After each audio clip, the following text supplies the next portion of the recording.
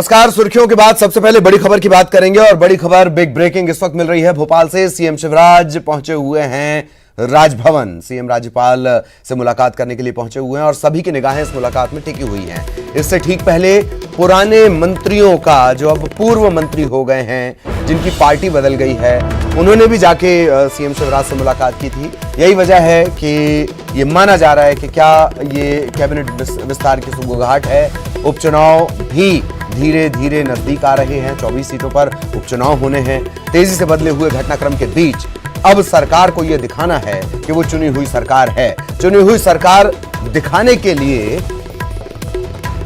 ये जो 24 सीटें हैं जहां उपचुनाव हैं, वहां जीत बेहद जरूरी है और यही वजह है कि बार बार ये अटकलें लगाई जा रही हैं। इससे पहले भी एक बार मुलाकात हुई, तब भी सवाल यही उठे। तब कहा गया सौजन्य और शिष्टाचार मुलाकात। आज भी कहा यह जा रहा है कि विश्वविद्यालय के परीक्षा कैलेंडर पर चर्चा करनी है। परीक्षाओं के कैलेंडर पर चर्चा युद्धकाल जैसी स्थितियों के बीच। यही वजह है कि जो राजनीति के जानकार हैं वो ये कह रहे हैं कि कैबिनेट विस्तार की अटकलों के चलते ये मुलाकात हो रही है।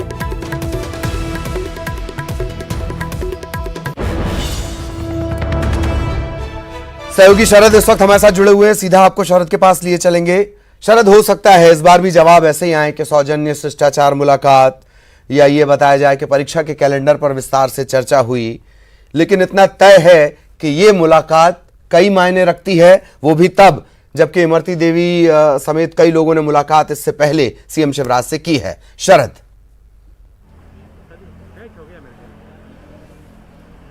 बिल्कुल, देखिए, दरअसल राजनीति में जब बातें सामने आती नहीं हैं या बताई नहीं जाती, तो फिर जो घटनाक्रम होते हैं उनसे कड़ियों को जोड़कर संभावित नतीजे या फिर फैसलों को लेकर अटकलें लगाई जाती हैं।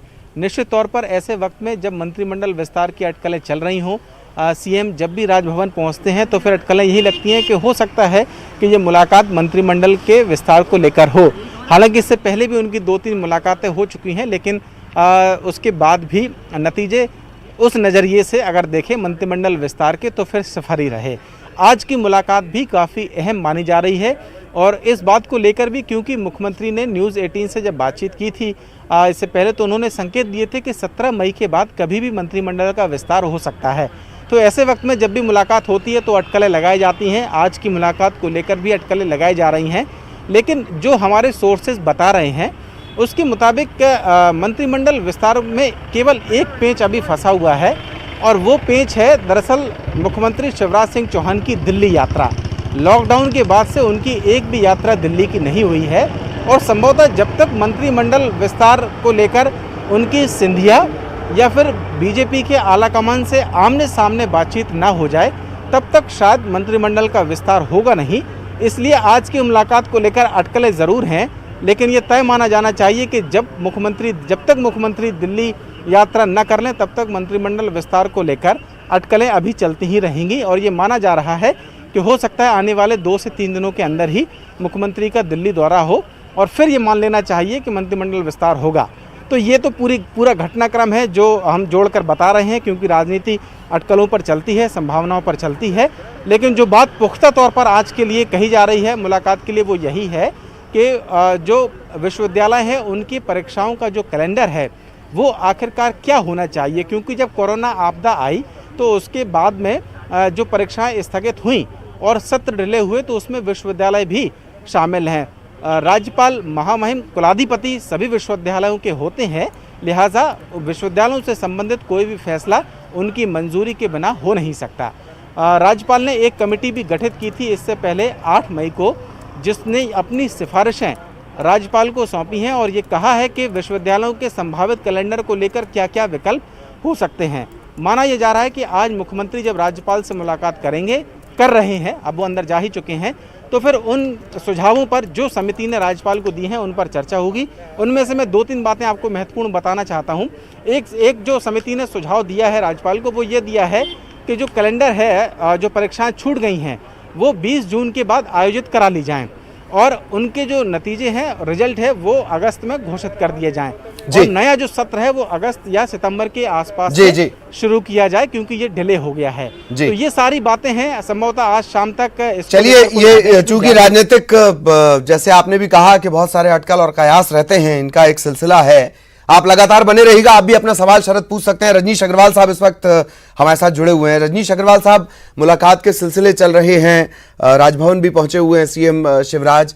क्या कैबिनेट विस्तार जल्द नजर आएगा? देखिए, मुलाकात हुई, क्या बात हुई, ये बात किसी से ना कहना वाला गीत तो मैं नहीं गुनगुनाऊंगा, क्योंकि ये दोनों के बीच की मुलाकात जी। है और स्वाभाविक है, मंत्रिमंडल का विस्तार होना है तो अटकलें भी लगेंगी, कयास भी लगेंगे। पर इस आप भी जानते हैं, मैं भी भली भांति वाकिफ हूँ कि माननीय मुख्यमंत्री शिवराज सिंह चौहान जी संवैधानिक अधिकार और विवेक अधिकार रखते हैं, और इसलिए उनकी जो भी इस बारे में राय मशवरा हो, समय आने पर स्पष्ट होगा ही। और मुझे लगता है जिस प्रकार से वो आप मीडिया के लोगों को कह भी चुके हैं कि बहुत जल्द मंत्रिमंडल का विस्तार होगा तो होगा। जी जी। बात क्या हुई है, मुलाकात क्यों हुई है, क्या कैसी है, इसके बारे में तो दोनों महानुभाव ही बता सकते हैं। जी, लेकिन ये तय है कि अब कैबिनेट विस्तार भी जल्द ही नजर आएगा, ऐसा माना जा सकता है, या अभी थोड़ा और इंतजार कर लें?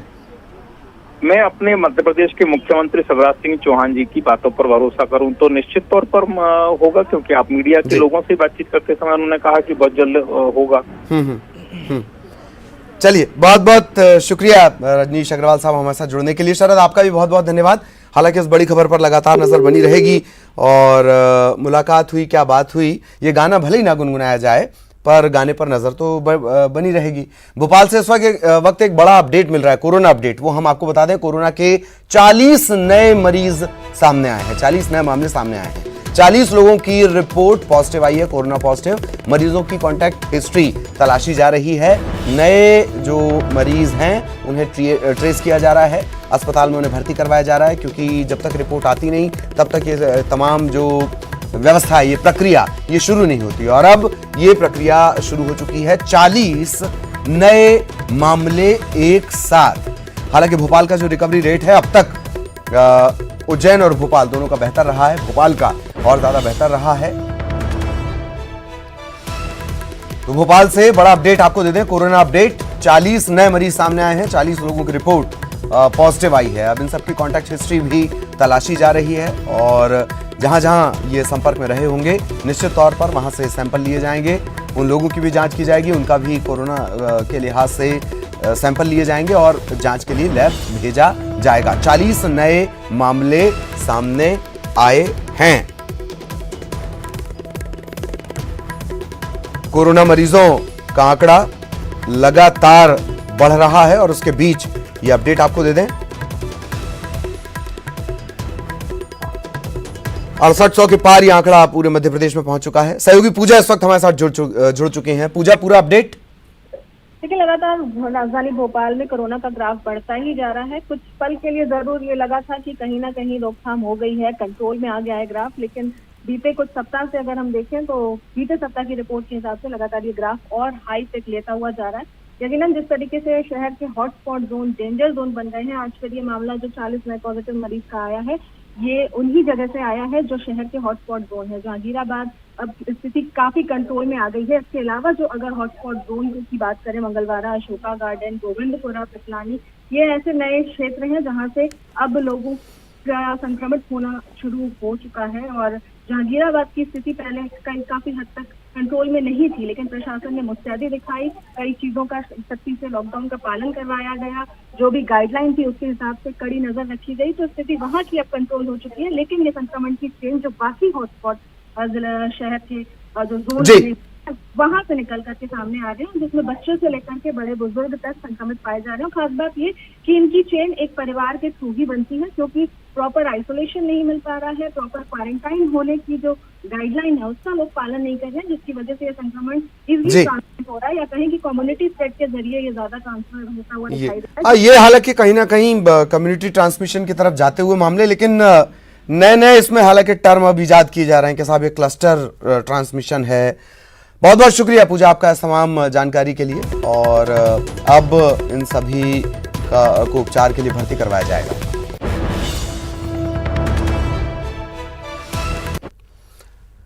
रायपुर से एक और अपडेट इस वक्त मिल रहा है। पूर्व सीएम अजीत जोगी का मेडिकल बुलेटिन जारी किया गया है। पूर्व सीएम अजीत जोगी की हालत गंभीर है। वेंटिलेटर पर पूर्व सीएम अजीत जोगी हैं। राइल्स ट्यूब के जरिए उन्हें खाना दिया जा रहा है। 9 मई से वो अस्पताल में भर्ती हैं, कोमा में थे, आईसीयू में लगातार उनका इलाज चल रहा है। और अभी बड़ा अपडेट इस वक्त मिल रहा है, उनकी हालत अभी भी गंभीर बनी हुई है। पूर्व सीएम अजीत जोगी, उनका मेडिकल बुलेटिन जारी किया गया है। वेंटिलेटर पर हैं छत्तीसगढ़ के पूर्व मुख्यमंत्री अजीत जोगी। सहयोगी सुरेंद्र इस वक्त हमारे साथ जुड़े हुए हैं। सुरेंद्र, क्या अपडेट? ललित जी, जिस तरह से अजीत जोगी की तबीयत है, वो 9 मई से उनको अस्पताल में भर्ती कराया गया था। अभी किसी प्रकार का कोई सुधार होता हुआ नजर नहीं आ रहा है। वो अभी भी कोमा में है। उनके मस्तिष्क को जागृत करने के लिए लगातार अलग अलग थेरेपी का भी प्रयोग किया गया है। बावजूद उसके अभी भी किसी प्रकार की कोई हलचल जो दिमाग में होनी चाहिए, मस्तिष्क में होनी चाहिए, वो होती नजर नहीं आ रही है। डॉक्टर्स की टीम सिंगापुर और जो अलग अलग जो टीमें हैं, वो लगातार उन पर नजर बना के रखी हुई हैं। डॉक्टर्स की जो पूरी टीम का यही कहना है कि जो बेंगलोर के जो डॉक्टर्स थे, उनसे न्यूरोसर्जन, उनसे बात की गई थी, तो उन्होंने कहा है कि जो उपचार किया जा रहा है वो यथावत उसको रखा जाए और नजर बना के रखी जाए। जो उनके अंग हैं, उनके सारे अंगों पर नजर बना के रखी जाए। उनका जो ब्लड प्रेशर है और जो उनका जो दिल की जो धड़कनें हैं, वो तो सामान्य है। और सांस क्योंकि वेंटिलेटर से दी जा रही है, तो अभी जिस तरह से उनकी हालत अभी गंभीर बनी हुई है, जिस तरह से जो सिम्टम्स दिखने चाहिए शरीर के अंदर, वो होते नजर नहीं आ रहे हैं। सबसे बड़ी बात यही है कि वो कोमा में है। दिमाग उनका अभी पूरी तरह से चल नहीं पा रहा है। दिमाग से जो किसी प्रकार को हाँ, वहां से कोई वो नहीं मिल पा रहा है। इसी वजह से डॉक्टर चिंतित हैं। लगातार उपचार किया जा रहा है। चलिए, बहुत बहुत शुक्रिया सुरेंद्र आपका इस तमाम जानकारी के लिए। सहयोगी सुरेंद्र हमारे साथ जुड़े हुए थे और उपचार लगातार जारी है। राइल्स ट्यूब के जरिए उन्हें खाना देने की कोशिश भी हो रही है। उज्जैन से बेहद शर्मिंदगी भरी खबर, हैवानियत की हद पार करने की खबर। एक स्ट्रीट डॉग से हैवानियत की गई है। उसके पैर और मुंह को बांधा गया और फिर उसे तालाब में फेंक दिया गया। अचरज की बात यह है कि हैवानियत का बाकायदा एक वीडियो बनाया गया। सोशल मीडिया पर अब ये वीडियो बनाकर पोस्ट भी कर दिया गया। ये लगातार वायरल भी हो रहा है। 3 लड़कों ने इस वारदात को अंजाम दिया है। मामला दर्ज कर लिया गया है। पुलिस तफ्तीश में जुटी हुई है। क्या कोई इस कदर बेरहम हो सकता है कि इस तरीके से एक स्ट्रीट डॉग को उसके हाथ पैर बांधकर और इस तरीके से फेंका जाए? सहयोगी आनंद हमारे साथ जुड़े हुए हैं। आनंद, बाबा महाकाल की नगरी में ये सोचकर ही अचरज होता है कि क्या कोई इतना बेरहम हो सकता है, एक बेजुबान पर इतनी बेरहमी। बिल्कुल नहीं, देखिए जिस तरह से वीडियो वायरल हुआ, बड़ा अमानवीय लग रहा है कि आखिर किस तरह से 3 जो हैं यंग लड़के दिखाई दे रहे हैं, वह जिनमें एक पीछे है जो जिसकी आवाज आ रही है। उन्होंने इसको बांधा है, मुंह पर भी बांध के दोनों जो चारों पांव होते हैं वो कुत्ते के बांधे हैं और उसके बाद उसे फेंक दिया है। यही नहीं रुके, इसके बाद भी इनकी अमानवीयता देखिए कि फेंकने के बाद इन्हें लगातार इस पर पत्थर भी बरसाते रहे हैं। वीडियो में साफ दिखाई दे रहा है कि किस तरह ये पत्थर भी मार रहे हैं। और अचरज की बात यही कि इस पर वो खुश भी होते हुए दिखाई दे रहे हैं। खुद ही तीनों लोगों ने इसको वीडियो पे पोस्ट किया है और उसके बाद एक वेलफेयर सोसाइटी है, उसने इसमें मामला दर्ज कराकर तीनों की गिरफ्तारी भी हो चुकी है कल, और उसके बाद ये तीनों जमानत पर भी छूट चुके हैं। जी। और गिरफ्तारी को लेकर इनका प्रोफाइल क्या साफ हो पाया? कहाँ इन्होंने पोस्ट किया था? किस तरह की धाराएं लगेंगी? आनंद, बिल्कुल, देखिए पशु क्रूरता अधिनियम की इन पे धारा लगाई गई है फिलहाल, और जो है उज्जैन के माधवनगर थाने में ये मामला इन पे तीनों पे दर्ज किया गया है। फिलहाल इनकी अगर प्रोफाइल की बात करें तो ये तीनों यहाँ पर जो है स्वान पकड़ने का काम करते थे और इसी दौरान ये जो डॉग है ये लगातार इन पर भुगता रहा और इसी से परेशान होकर इन्होंने ये कृत्य को अंजाम दिया है। चलिए, बहुत बहुत शुक्रिया आनंद आपका इस तमाम जानकारी के लिए। सहयोगी आनंद हमारे साथ जुड़े हुए थे। और मनोज सिंह साहब, आप एसपी इस वक्त हमारे साथ जुड़े हुए हैं। सिंह साहब, एक तस्वीर हम दरअसल दिखा रहे हैं कि स्ट्रीट डॉग को बांधा गया और फिर उसे फेंक दिया गया। क्या कुछ इसमें अपडेट हो पाया है? गिरफ्तारियां भी हुई हैं सर? जी ललित जी, जैसे ही संज्ञान में हमारे आया है, हम लोगों ने त्वरित जांच करके उसका सही पाए जाने पर FIR दर्ज किया और FIR दर्ज करने के बाद 428, 429 का अपराध दर्ज हुआ और हमने 2 की कल गिरफ्तारी भी कर ली है और उनको आज हम जेल भी भेज रहे हैं। जी, आपकी संवेदनशीलता का अंदाजा इस बात से भी लगाया जा सकता है। कुछ दिनों पहले हमने आपको देखा, बाबा महाकाल के दर पर आप सबके लिए प्रार्थना कर रहे थे। इस तरह की बेरहमी पशुओं के साथ, वो भी गर्मी लगातार बढ़ रही है, एक संकट काल से हम जूझ रहे हैं सर। ललित जी, सबसे महत्वपूर्ण बात है कि इस जड़ और चेतन में सबका ध्यान रखना हमारा परम कर्तव्य है। ये तो मानव तो कुछ बोल पाता है, उसके शब्द हम सुन लेते हैं और उसको समझने का प्रयास करते हैं, लेकिन जो पशु वर्ग है इनको समझना भी बहुत आवश्यक होता है हम सबके लिए। तो एक संवेदनशीलता तो निश्चित तौर पे होने चाहिए। जैसे ही संज्ञान में आया बाबा महाकाल की नगरी है उज्जैन, तो मेरा परम कर्तव्य था कि त्वरित एक्शन लेकर के इस पे कार्रवाई करें। उसी के तहत हमने कार्रवाई करी है और इनको जेल भी दाखिल किया है। जी जी, चलिए बहुत बहुत शुक्रिया मनोज सिंह साहब, हमारे साथ जुड़े हुए थे।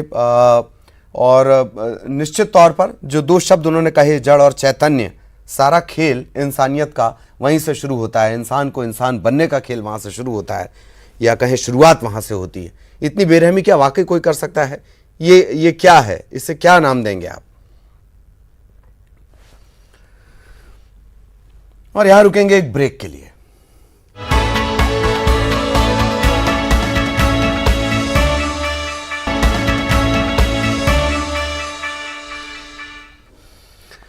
और आज से आसमान में है विमान। बंगाल और आंध्र प्रदेश को छोड़कर पूरे देश में हवाई सेवा आज से शुरू हो चुकी है।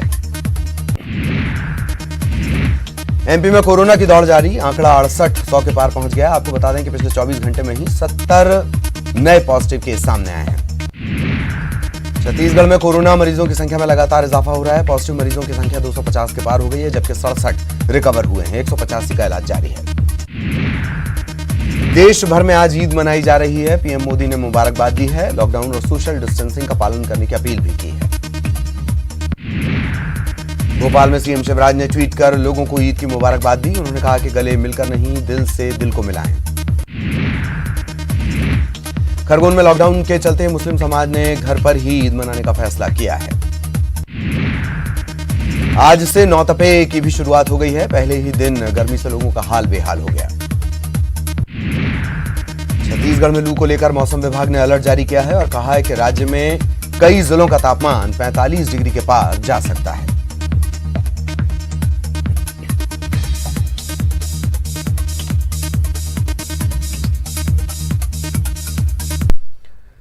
न्यूज 18 से एक्सक्लूसिव बातचीत में सीएम भूपेश बघेल ने कहा कि हम जब भी किसानों के लिए काम करते हैं, बीजेपी को दर्द होने लगता है।